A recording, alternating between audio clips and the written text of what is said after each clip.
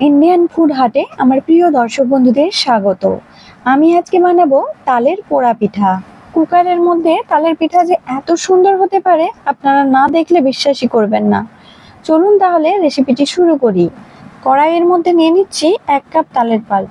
তালের পাল্পটি এখানে কাঁচাও নিতে পারেন, আবার জাল দেওয়াও নিতে পারেন।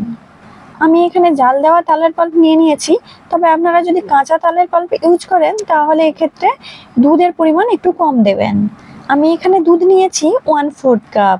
দিয়ে দিচ্ছি 3/4 কাপ চিনি, হাফ কাপ নারকেল কুচি, দিচ্ছি সামান্য নুন, 3টে গোটা এলাচকে গুঁড়ো করে দিয়ে দিলাম।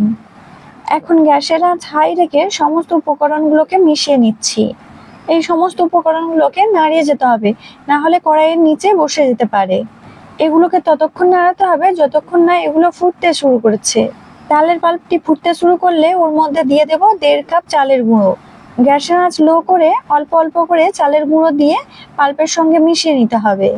এখানে আমরা টাইট ডো বানিয়ে নেব।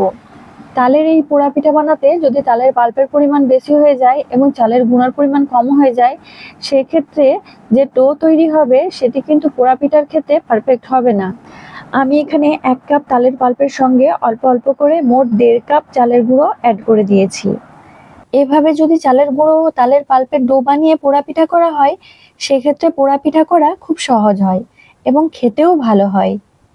এখানে তালের পাল্পের সাথে চালের গুঁড়োটি খুব ভালোভাবে মিশিয়ে নিয়েছি। এরপর একে একটি থালার মধ্যে নিয়ে নেব।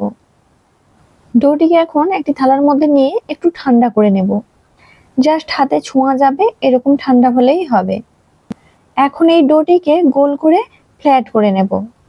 কুকারের সাইজে ডোটিকে ফ্ল্যাট করে নিতে হবে। ডোয়ের সাইজ বড় হয়ে গেলে কুকারের ভেতরে তখন সমানভাবে বসবে না।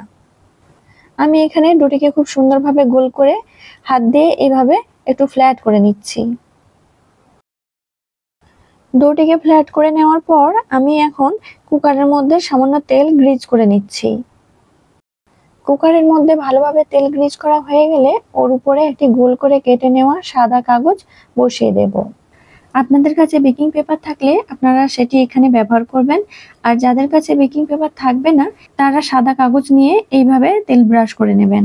কুকারের মধ্যে তেল ব্রাশ করা হয়ে গেলে এর মধ্যে ডোটিকে বসিয়ে দেব। থালাটিকে উল্টে দিলে ইজিলি ডোটি হাতের মধ্যে চলে আসবে। এরপর এই ডোটিকে কুকারের মধ্যে বসিয়ে দিলাম। এখন কুকারের ঢাকনা লাগিয়ে কুকারের ভালভটি খুলে নেব।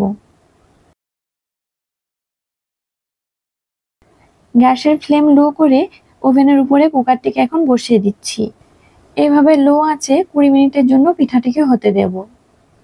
20 মিনিট পর কুকারের ঢাকনা খুলে এভাবে কুকারের মুখে একটি প্লেট রেখে পিঠাটিকে উল্টে নিচ্ছি। তারপর এর উল্টো পিঠটাও কুকারের মধ্যে দিয়ে দেব।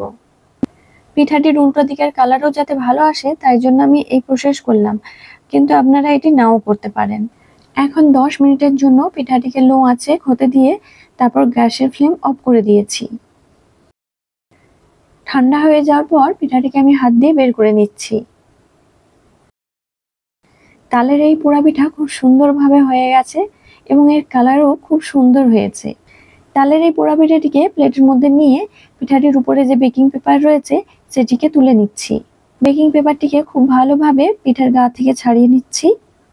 তালের এই দিকটাও খুব সুন্দরভাবে হয়ে গেছে।